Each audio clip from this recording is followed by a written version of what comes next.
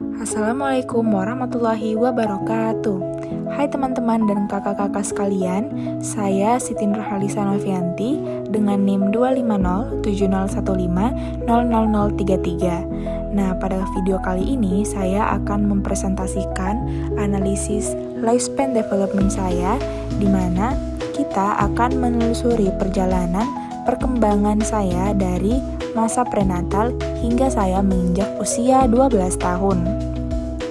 Nah, pada perjalanan perkembangan kali ini tentunya membuka banyak cerita dan banyak kenangan bagi saya, karena saya bisa mengingat kembali, bisa menceritakan kembali bagaimana saya waktu kecil dulu dan bagaimana perkembangan itu membentuk diri saya sekarang. Dan ini sangat seru ya teman-teman. Jadi semoga kalian menikmati videonya. Mari kita mulai perjalanan kali ini. Untuk mengumpulkan data tentang perkembangan saya itu melakukan wawancara dengan ibu saya dan bercerita kepada adik saya. Itu terjadi di tanggal 12 bulan November 2025. Terus untuk dokumen, saya itu menelusuri galeri-galeri dan bertanya ke ibu saya apakah ada foto-foto saya pas waktu kecil. Terus ada beberapa foto juga waktu kecil yang saya taruh di Instagram. Jadi saya menelusuri itu semua. Dan saya juga membuka banyak album, tapi sayangnya banyak foto-foto itu sudah rusak. Jadi saya hanya memberikan beberapa foto yang memang saya punya. Nah, dalam menelusuri data-data tentang perkembangan saya ini tentunya banyak memberikan saya kenangan dan membawa banyak cerita. Terus yang sejujurnya belum pernah saya tahu, dan baru saya tahu saat saya mewawancarai keluarga saya, dan itu sangat memorable menurut saya. Nah, saya akan mengajak kalian melihat momen saya pas masa prenatal dan kelahiran. Saat saya dalam kandungan, ibu saya menjaga kondisi fisik dan emosionalnya dengan baik, terus menjaga pola makannya dengan mengonsumsi makanan yang bergizi dan selalu berusaha tenang dan bahagia. Hal ini sangat penting karena menurut teori teratologi Santrok, stres atau kurangnya nutrisi dapat mengganggu pertumbuhan janin. Tapi karena asupan ibu saya yang baik saat itu dan suasana hati yang positif, saya dapat berkembang dengan optimal. Kesehatan dan perasaan ibu menjadi faktor perlindungan terbaik bagi saya. Setelah melalui 3 tahap perkembangan prenatal, yaitu tahap germinal, embrionik, dan fetal, saya lahir dengan proses normal dalam kondisi sehat dengan berat badan 3,5 kg. Saat saya lahir, ibu saya memberikan ASI, dan itu sangat penting karena kondisi ibu yang baik dan tenang telah membantu membangun ikatan emosional saya dan ibu saya. Kondisi prenatal dan kelahiran saya ini sangat berjalan baik karena menurut Santrok di teori lifespan development, fondasi kuat di awal kehidupan sangat mempengaruhi pertumbuhan fisik, kemampuan berpikir, dan perasaan saya di masa yang akan datang. Kisah awal ini membuktikan bahwa cinta dan dukungan ibu itu adalah dukungan keluarga itu investasi terbaik untuk masa depan seorang anak. Nah, selanjutnya saya akan menceritakan tentang masa bayi saya, yang dimana masa ini merupakan masa krusial yang membentuk landasan hidup saya. Secara fisik dan motorik, pertumbuhan saya berjalan normal. Saya beratnya 3,5 kg saat lahir hingga 7 kg di usia 6 bulan. Saya berhasil duduk di usia 6 bulan, mulai merangkak di 8 bulan, dan akhirnya berjalan mandiri di usia sekitar 1 tahun. Saya mendapat nutrisi optimal yaitu ASI hingga saya berusia 6 bulan. Secara kognitif, saya berada di tahap sensori motor. Saya belajar melalui eksplorasi dan memahami konsep penting yaitu object permanence yang saya kuasai sekitar saya usia 8 bulan. Saya suka meniru suara dan meniru ekspresi orang tua saya terutama, dan itu menjadi awal dari rasa ingin tahu saya. Dalam hal bahasa, pada usia 1 tahun, kata pertama saya itu adalah ibu, karena saya dekat dengan ibu. Kosakata saya itu berkembang pesat dan di usia 2 tahun saya sudah bisa merangkai 2 kata sederhana. Komunikasi tidak hanya melalui kata menurut saya, tapi juga melalui ekspresi, tawa, dan gerakan. Kemudian, secara sosioemosional, saya mengembangkan kepercayaan karena kebutuhan saya selalu direspon dengan kasih sayang. Saya dekat sekali dengan ibu, walaupun awalnya saya sempat cemburu karena waktu itu hadir adik saya perempuan bernama Mai. Saya perlahan belajar berbagi dan memahami arti kasih sayang dan keluarga yang saling mendukung. Nah, singkatnya, masa bayi saya menunjukkan perkembangan yang sesuai tahap usianya dan berlangsung dalam lingkungan keluarga yang di mana ibu saya, adik saya, ayah saya, dan seluruh keluarga itu suportif. Menurut saya, periode ini merupakan landasan penting, fondasi penting bagi perkembangan kepribadian dan rasa aman saya di masa depan. Setelah masa bayi, saya masuk ke periode yang tak kalah penting, yaitu masa anak awal. Secara fisik dan motorik, pertumbuhan saya sangat pesat. Tinggi badan saya bertambah, berat badan meningkat, dan gerak saya menjadi gesit. Saya mulai bisa berlari dan melompat di usia 4 tahun. Kemampuan motorik halus saya juga membaik. Saya sudah bisa memegang pensil dan menggambar garis-garis abstrak.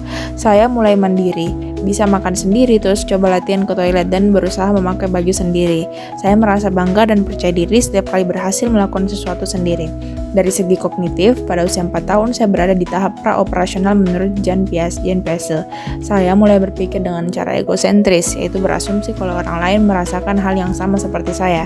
Saya memiliki pemikiran animisme saat itu, meyakini bahwa benda mati memiliki perasaan, seperti saat saya berbicara dengan boneka Barbie saya. Saya sering bertanya banyak hal karena rasa ingin tahu saya pada waktu itu besar. Untuk perkembangan bahasa, kemampuan berbahasa saya berkembang dengan sangat cepat. Kosakata saya semakin banyak dan saya bisa menyusun kalimat panjang untuk bercerita. Saya suka sekali buku gambar yang berisi ejaan. Itu membantu saya mempelajari banyak kata dan semakin percaya diri saat saya berbicara. Terus, pada usia 4 tahun, saya mulai masuk TK dan belajar bersosialisasi. Awalnya malu, tapi akhirnya saya punya banyak teman. Menurut Erik Erikson, saya berada di tahap initiative versus goal, di mana saya belajar berinisiatif, melakukan hal-hal baru, dan merasa bangga atas keberhasilan itu. Saya sering mencoba memimpin permainan atau membantu guru. Saya punya adik perempuan dan saya belajar tentang pertemanan, keberanian, dan mengendalikan perasaan karena saya juga sering tantrum jika keinginan saya tidak dituruti. Terus, di usia 4 tahun, saya mulai membedakan benar dan salah sesuai tahap pre-confessional Kohlberg, di mana menilai tindakan berdasarkan hasilnya, terus benar jika mendapat pujian dan salah jika dimarahi. Kejadian penting seperti saat saya menggambar di dinding dan diberi peringatan lembut oleh ibu mengajarkan saya bahwa kalau ingin melakukan sesuatu itu harus di tempat yang tepat. Semua ini terjadi dalam konteks pola asuh orang tua yang hangat tapi tegas, memberikan kebebasan namun tetap mengajarkan perilaku baik. Selain masuk TK, kejadian penting lainnya adalah saat saya mulai membantu ibu merawat adik dan mengajarkan saya tentang tanggung jawab dan kasih sayang saya. Saya waktu itu saya sayang sekali sama adik saya waktu itu karena bisa ada teman mainku. Secara keseluruhan, masa anak awal adalah waktu saya membangun kemandirian. Setelah melewati masa anak awal, saya memasuki periode masa anak tengah dan akhir. Secara fisik dan motorik, pertumbuhan saya berjalan stabil sejak usia 8 tahun. Tinggi saya meningkat, tubuh saya jadi kuat dan seimbang. Saya aktif dalam berbagai kegiatan fisik seperti sepatu roda, sepeda, lompat tali, dan olahraga di sekolah, dan itu membuat saya lebih sehat dan bugar. Dari segi kesehatan, saya jarang sakit karena pola makan yang bergizi, tidur yang cukup, dan menjaga kebersihan diri. Saya merasa lebih mandiri, punya energi yang cukup, serta senang belajar dan bermain bersama teman-teman saya. Dari segi kognitif, usia 8 tahun saya berada di tahap operasional konkret menurut Jan Piaget. Ini berarti saya mulai berpikir secara logis tentang hal-hal nyata di sekitar saya dan sudah mengerti konsep konservasi. Di sekolah, saya senang belajar materi pelajaran secara lebih teratur.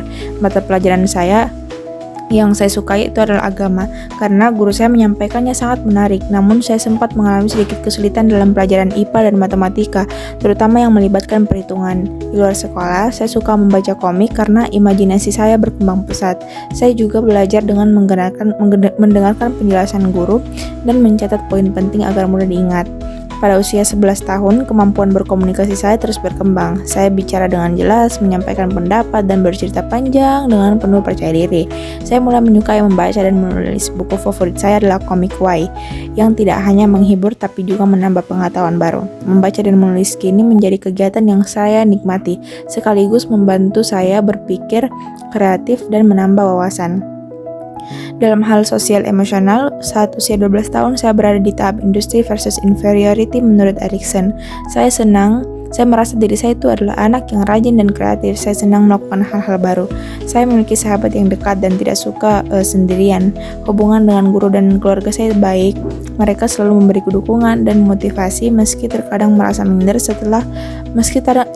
minder setelah hasil belajar saya tidak sebaik teman-teman. Saya selalu berusaha untuk percaya diri dan terus meningkatkan diri. Semua pengalaman ini terjadi di SD swasta di Elvitian School Goa. Suasana sekolah saya nyaman, guru saya ramah, teman-teman suportif membuat saya selalu antusias. Saya juga aktif di kegiatan ekstrakurikuler pramuka dan silat. Di usia 12 tahun, saya bahkan berhasil menjadi bintang kelas yang membuat saya sangat bangga dan bersemangat untuk terus berjuang. Masa SD ini menjadi masa paling berkesan karena di sana saya belajar arti kerja keras, pertemanan saya bagaimana, tanggung jawab, dan percaya pada kemampuan diri sendiri melalui rutinitas belajar, terus kegiatan sekolah dan latihan silat. Tapi ini juga membantu perkembangan saya, terus ya pertemanan saya juga bagus. Jadi mantap. Proses mengeksplorasi riwayat perkembangan saya ini menurut saya sangat seru dan sangat membuka banyak kenangan dan juga cerita. Saya menyadari betapa besar pengaruh kelekatan dengan keluarga saya di masa bayi terhadap kemampuan saya dalam membentuk relasi hingga sekarang. Saya juga baru tahu cerita-cerita yang tidak pernah saya ingat, tapi bagaimanapun saya kembali nostalgia ke masa-masa lalu di mana saya sangat takut berpisah dengan ibu saya. Terus saya menikmati berbagai waktu-waktu yang indah dengan teman-teman saya, dengan keluarga saya. Ini menunjukkan bahwa perkembangan itu dinamis dan kita punya kapasitas untuk berubah. Sebagai calon psikolog, proses ini membuat saya lebih memahami pentingnya melihat klien dari perspektif lifespan-nya, bahwa siapa mereka saat ini adalah hasil dari perjalanan panjang mereka dengan masa lalu mereka. Saya juga belajar tentang bagaimana meski ada tantangan, dengan protective factors yang tepat kita bisa tumbuh dengan baik. Terima kasih kepada ibu, ayah, dan adik saya yang telah sabar berbagi cerita dan membantu saya menyelesaikan perjalanan perkembangan saya. Proses ini membuat saya semakin menghargai usaha orang tua dalam mengasuh anak. Dengan perjalanan perkembangan kali ini, saya betul-betul sangat baru menyadari bahwa sebanyak itu orang yang terlibat dalam kehidupan saya. Terima kasih. Baik, dalam perjalanan perkembangan kali ini saya mengucapkan banyak-banyak terima kasih kepada kalian yang sudah menonton video saya. Di sini saya menggunakan 5 daftar pustaka yang semuanya itu berhubungan dengan lifespan ya. Jadi saya membaca-baca banyak jurnal, banyak literatur untuk membuat perjalanan ini. Terima kasih.